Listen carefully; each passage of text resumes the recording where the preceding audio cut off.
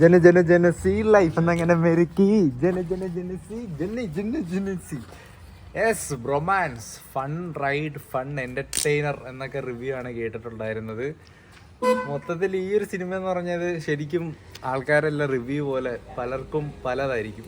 കാരണം എന്ന് വെച്ചാൽ ചിലർക്ക് ഈ ഭയങ്കര ഹൈപ്പർ പെർഫോമൻസ് ഒക്കെ കാണുമ്പോൾ നമുക്ക് ചില ക്യാരക്ടേഴ്സ് ആണെങ്കിൽ, അതിപ്പോൾ ഒരു എക്സാമ്പിൾ പറയുകയാണെങ്കിൽ പണ്ട് ദിലീപൊക്കെ ഇങ്ങനെ ഹൈപ്പർ ക്യാരക്ടറൊക്കെ ചെയ്ത് വെക്കുമല്ലോ, അതായത് ഒരു മീറ്റർ പിടിച്ചുള്ള സാധനം, അത് ഓവറായിട്ടായിരിക്കും ചെയ്യുന്നത്. പക്ഷേ ഈ ഒരു സിനിമയിലേക്ക് വന്നപ്പോൾ ഫസ്റ്റ് തന്നെ മൂഡ് പോയെന്ന് വെച്ചാൽ മാത്യുവിൻ്റെ ആ ഒരു ക്യാരക്ടറിനോടുള്ള എന്തോന്നറിയത്തില്ല, ആ ഒരു ക്യാരക്ടർ തന്നെ എനിക്ക് പേഴ്സണലി ഭയങ്കര ഒരു ഇതായിട്ട് തോന്നി. അത് തന്നെ എനിക്ക് ഈ സിനിമ ഫസ്റ്റിലെ ഒരു നെഗ് അടിച്ചു.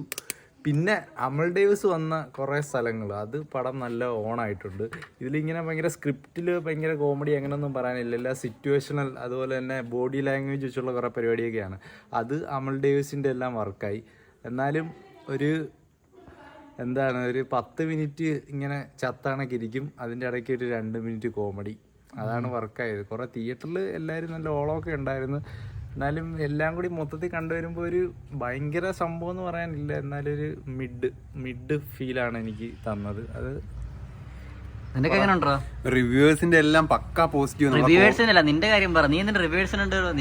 എല്ലാവരുടെയും പോസിറ്റീവ് കണ്ടിട്ട് ഭയങ്കര ഒരു ഹൈപ്പിൽ വന്ന് കണ്ട പടം. പക്ഷെ അത് നിന്റെ തെറ്റ്, റിവ്യൂവേഴ്സിന്റെ പോസിറ്റീവ് കണ്ടത് നിന്റെ തെറ്റത്. പക്ഷെ എന്നിട്ട് അത്രയും ആ ഒരു പോസിറ്റീവ് ഒന്നും കണ്ടില്ല ഫസ്റ്റ് ഹാഫിൽ. ഇത് സിനിമ ഒരു ചെറിയൊരു കഥയാണ്, ചെറിയൊരു സംഭവം ഇതിന്റെ പ്ലോട്ട്. എന്നിട്ട് അതിങ്ങനെ വലിച്ചു നീട്ടിയതിനെ കൊണ്ട് വലിച്ചു നീട്ടിയെങ്കിൽ ആ സിറ്റുവേഷൻ കോമഡീസും കാര്യങ്ങളും ഒന്നും വലുതായിട്ട് സിനിമയിൽ പാതിരാത്രി ഉറക്കില്ലാന്ന് റിവ്യൂ എടുക്കുന്നു ആൾക്കാർ. ഇവനൊക്കെ ഭയങ്കരമായിട്ട് ഇഷ്ടപ്പെട്ടു. എന്റെന്ന് വെച്ചാല് എനിക്ക് ഈ സിനിമ എബോ ഓവറേജ് ആയിട്ടാണ് ഫീൽ ചെയ്തത്. നിനക്ക് ദാവിദിനാണെന്ന് അറിയില്ല, നീ ഇവിടെ നിന്നോ വിഷമിക്കണ്ട. എന്ന് വെച്ചാൽ എന്റർടൈൻമെന്റ്, ഇതൊരു അഡ്വഞ്ചർ ഫൺ എന്റർടൈൻമെന്റ് ത്രില്ലറാണ്. ത്രില്ലറെന്നും പറയാം, ത്രില്ലറല്ല, അഡ്വഞ്ചർ പടം.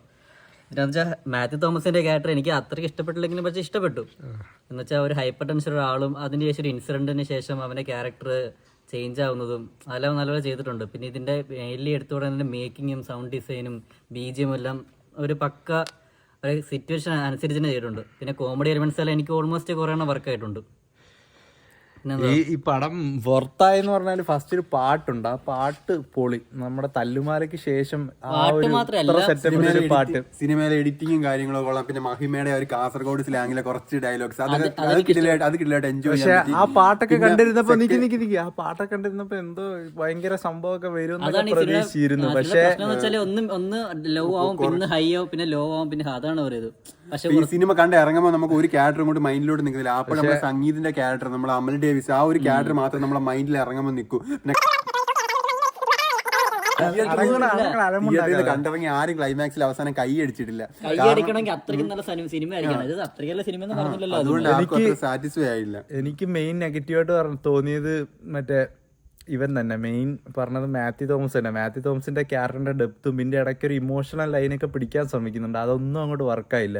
ഒരു ഫ്ലാഷ് ബാക്ക് ഒക്കെ കാണിച്ചുകൊണ്ട് അതിൽ മെയിൻ എന്ന് പറഞ്ഞാൽ മറ്റേ തണ്ണീർമത്തല്ലേ, എന്താടാ എനിക്ക് വയ്യടാ, നീ നോക്കടാ. ഈ ഒരു സാധനം തന്നെയാണ് മാത്യു തോമസ്. ഇങ്ങനെ ഇനിയും പോയാൽ സ്ഥിരം ഒരു ടെംപ്ലേറ്റ് ക്യാരക്ടറായിട്ട് സൈഡാവാൻ ചാൻസ് ഉണ്ട്. ഈ ക്യാരക്ടർ പുതിയതായിട്ട് എന്തെങ്കിലും ലിയോ പിന്നെ എക്സ്പ്രഷൻ ഇടാതെ ലിയോ നിന്നല്ലേ അഭിനയം. മാത്യു തോമസ് സ്ഥിരം സാധനം. നിങ്ങൾ ഡയലോഗ് വരെ ഒരു മോഡുലേഷൻ വരെ ഒരു തണ്ണീർമത്തനെ ഇറങ്ങാത്തൊരു തണ്ണീർമത്തനെ താടി വെച്ച് വന്നു, അത്രേ ഉള്ളൂ എനിക്ക് തോന്നിയിട്ട് വന്നത്. അത് സെയിം ബ്രോ. ഇപ്പം കപ്പുകളില്ലേ, കപ്പില് കുറച്ച് മാറ്റങ്ങളില്ലേ, താടിയിൽ കുറച്ചുകൂടെ 2 തടി എക്സ്ട്രാ ഉണ്ട്. ശരിക്കും അതിന് വരെ വേറെ ക്യാരക്ടർ ചെയ്തായിരുന്നെങ്കിൽ ആ ഒരു നെഗറ്റീവ് ഫീല് ഇച്ചിരി മാറി. അപ്പൊ ഇത്രയുള്ള കാരണം ലൈറ്റ് ഓഫ് ആക്കിയിരിക്കുകയാണ് സുഹൃത്തുക്കളെ. അപ്പൊ നിങ്ങൾക്ക് ഈ ഒരു വീഡിയോ ഇഷ്ടപ്പെട്ടാൽ ലൈക്ക് ചെയ്യുക, ഷെയർ ചെയ്യുക, സബ്സ്ക്രൈബ് ചെയ്യുക.